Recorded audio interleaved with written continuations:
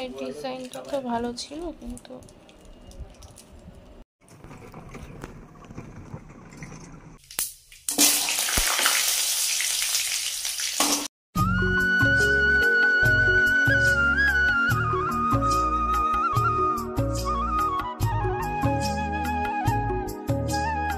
Hello everyone, good morning. কেমন আছো তোমরা সবাই? আশা করছি খুব ভালো আছো, আর আমিও খুব ভালো আছি। তানভি লাইফস্টাইল চ্যানেলে তোমাদের সকলকে স্বাগত জানাই। আমি অর্পিতা নিয়ে চলে এসেছি আরও একটি নতুন ভিডিও। আজকের ভিডিওটা লাস্ট পর্যন্ত দেখো, আশা করি তোমাদের খুব ভালো লাগবে। আর আমার ভিডিও ভালো লাগলে প্লিজ লাইক, কমেন্ট, শেয়ার করতে একদম ভুলো না। আর আমার চ্যানেলটা প্লিজ প্লিজ প্লিজ সাবস্ক্রাইব করে দিও। তো আজকে যেহেতু আমার পড়ানো নেই, ওই জন্য সকালবেলা ঘুম থেকে উঠেই ফ্রেশ হয়ে আমি জামা কাপড় কেচে দিয়েছিলাম, কারণ ট্যাপেও জল চলে যাবে। আর সকাল সকাল ট্যাপে জল চলে এসেছে, আর এখন রোদ্দুরটাও অনেকটা কম, গরমও কম লাগছে। ওই জন্য ভাবলাম আগে সকালবেলা জামা কাপড়গুলো কেচে দিই। গিয়েছিলাম দিদির বাড়িতে, অবশ্য দিদির বাড়িতে একটা জামাই নিয়ে গেছিলাম, কিন্তু বাড়িতে অনেকগুলোই জামা ছিল, তো সেইগুলোই সব একসঙ্গে ধুয়ে দিয়েছি। না হলে আবার বেলা উঠে গেলে না প্রচণ্ড গরম পড়ে যাচ্ছে, আর ভালো লাগবে না। ওই জন্য ভাবলাম সকালবেলা আগে জামা কাপড়গুলো মেলে দিই। আর এখানটাতে দেখো, আমি আগের বছর কিছু ফুল গাছ লাগিয়েছিলাম। তো আগের বছর খুব অল্প হয়েছিল গাছগুলো, আর এই গাছগুলো অল্প অল্প লাগালে না অনেকটা বেড়ে যায়। তো দেখো কি দারুণ ফুল ফুটেছে, সকাল হলে ফুলে ভরে যায়। তো সকালবেলা ভাবলাম আজকে আর ডিম সিদ্ধ খাবো না, ওই জন্য আমি ডিমটা ভেজে নেব, ওই জন্য চলে এসেছি রান্নাঘরে।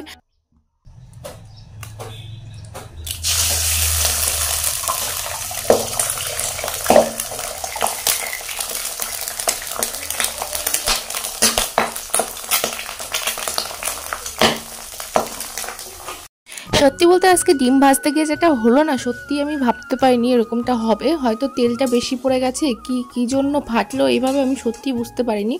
তেল ছিটকে পড়েছে, ডিমগুলো তো ফেটে ফেটে উপরে উঠে গেছে, এমন কেন হলো সত্যিই জানি না। তারপর ডিম ভাজাটা নিয়ে বসে গেলাম খেতে। ডিমটা কাঁটা চামচ নিয়ে আসিনি, ওর জন্য ছিঁড়তে চাইছে না। তো সত্যি আজকে আমি ভীষণ ভয় পেয়ে গেছি, কারণ আমার আরেকটু হলে না চোখে মুখে পুরো ভরে যেত। আমি সঙ্গে সঙ্গে ওখান থেকে সরে গেছিলাম বলে খুব একটা লাগেনি, কারণ ডিমটা দেওয়ার সঙ্গে সঙ্গে যে এরকম ফাটবে আমি বুঝতে পারিনি। কারণ কি, আমি আগেও অনেক ডিম ভেজেছি, কিন্তু সেই সময় গুলিয়ে নিয়ে ভাজি, তাই জন্য অতটা বুঝতে পারিনি। আর এইভাবেও ভেজেছি, কিন্তু এরকম এরকম ফুটে যাবে আমি সত্যিই ভাবতে পারিনি। তো ডিমটা খেতে খেতে বাবা দেখি বাজার নিয়ে চলে এসছে। তো এখানে সার্ফ রেখেছে, আর এখানে একটা বিস্কিট নিয়ে এসছে, নতুন একটা বিস্কিট, আর এখানে তরমুজ নিয়ে এসছে। আর এই ব্যাগের মধ্যে আছে কিছু সবজি, আর মাছ নিয়ে এসছে। মা মাছটা বাইরের দিক দিয়ে নিয়ে গেছে, ঘরে দিয়ে নেওয়া হবে না ওর জন্য। তবে এখন তরমুজটা নিয়ে যাচ্ছি মায়ের কাছে, দেখি কেটে দেয় কিনা। তো বলবো এখনই কেটে দেওয়ার জন্য। তরমুজটা দেখতে কিন্তু খুব সুন্দর ছিল, খুবই লাল ছিল, কিন্তু খাওয়ার পরে বুঝলাম যে একদমই ভালো না। খেতে গিয়ে দেখি পুরো পানসা, একটু মিষ্টি নয়। মুখের এক্সপ্রেশন দেখে নিশ্চয়ই বুঝতে পারছো, কিন্তু কি আর করা যাবে, টাকা দিয়ে কেনা জিনিস ফেলে তো দেওয়া যাবে না। দেখো তরমুজটা পুরো জল, মনে হচ্ছে জল খাচ্ছি, এরকম একটা পরিস্থিতি। তো তারপর আমি স্নান টান করে চলে এলাম রান্নাঘরে। রান্নাঘরে বলতে আমি গ্যাসে এখানে আম ডালটা করবো, আর মা ওদিকে রান্না করছে। মা উনুনে ভাত আর আলাদা যা তরকারি হচ্ছে সেগুলো করে নিচ্ছে, আর এদিকে আলু সিদ্ধ দিয়েছে বলে আমি একটু লঙ্কা ভেজে নিলাম। আর এই কড়াইতে আবার একটু তেল দিয়ে এর মধ্যেই ডালটা করব, ওই জন্য আর একটু তেল দিয়ে দিলাম। তেলটা মনে হয় বেশিই পড়ে গেল। তারপর একটু শুকনো লঙ্কা দিলাম, তেজপাতা, আর দেবো অল্প একটু পাঁচফোড়ন আর সর্ষে ফোড়ন, সাদা আর কালো সর্ষে মিশিয়ে দিয়েছি।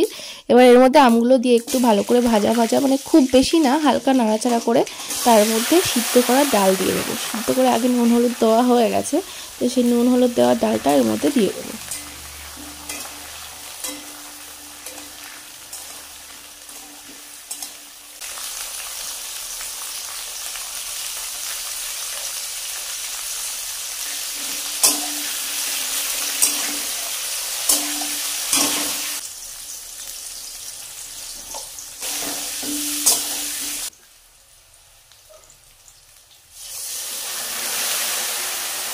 কে কে এইভাবে আম ডাল খেতে পছন্দ করো প্লিজ কমেন্ট করে জানিও। আর যদি তোমরা আলাদা কোনোভাবে রান্না করে থাকো তো সেটাও জানিও।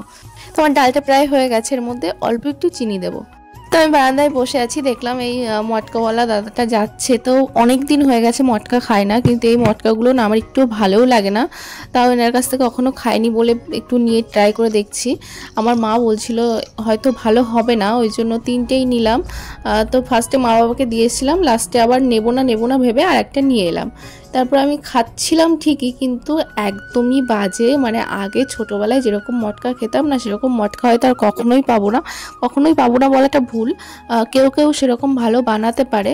তো আমার মা দেখো খাচ্ছে আর বদনাম করছে, ভালো না এই না। আর আমার প্রচণ্ড বিরক্ত লাগছে, যে যেমনটা দিয়েছে তেমনটা খাও, আর কি করা যাবে, খারাপ হলে তো আর কিছু বলার নেই। কিনে তো নিয়ে এসেছি, এবার কিছু করার নেই। বাদাম টাদাম দেওয়া ছিল, তবুও বিচ্ছিরি লাগছিল। তারপর সন্ধ্যাবেলা আমি আর মা বেরিয়ে পড়লাম একটু বাজারের উদ্দেশ্যে, একটু দরকার আছে, ওই কারণেই যাচ্ছি।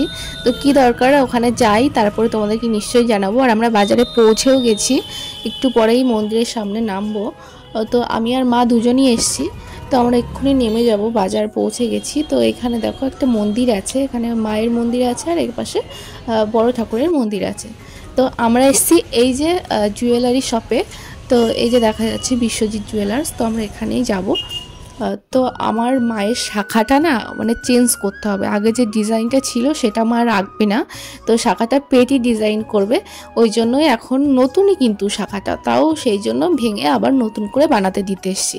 তো জানি না বেশি লাগবে কি কম লাগবে, তো দেখা যাক। এই দেখো ডিজাইনটা এরকম ছিল, আমার কিন্তু বেশ ভালোই লাগতো, সবারই খুব পছন্দ হতো। তাও যেহেতু মা বলছে সবসময় ইউজ করা যায় না, ওই জন্য মায়ের জন্য পেটি শাখা বানাতে দেওয়া হবে।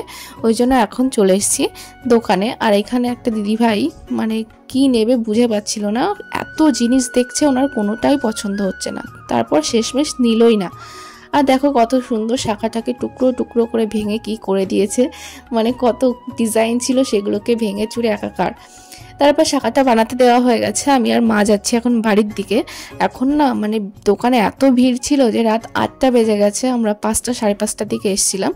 তারপর এখন টোটোর অপেক্ষায় দাঁড়িয়ে আছি, টোটোওয়ালা কোথায় চলে গেছে জানি না। তারপর তো অনেকক্ষণ পর এলো। তো মাকে বললাম তুমি আগে উঠে পড়ো। আর যাওয়ার সময় একটু টক দই নিয়েছিলাম, আর তেমন কিছুই নিইনি, একটু টক দই নিয়েছিলাম। তো আমাদের টোটোও ছেড়ে দিয়েছে। তো চলো আজকের মতো ভিডিওটা এখানেই শেষ করছি, দেখা হবে নতুন কোনো একটা ভিডিওর সঙ্গে। ততক্ষণ তোমরা ভালো থেকো, সুস্থ থেকো। আর আমার ভিডিও ভালো লাগলে প্লিজ লাইক কমেন্ট শেয়ার করতে একদম ভুলো না, আর আমার চ্যানেলটা সাবস্ক্রাইব করে দিও। এখন যেহেতু অনেকটাই রাত হয়ে গেছে, তো আজকের মতো সবাইকে টাটা, গুড নাইট।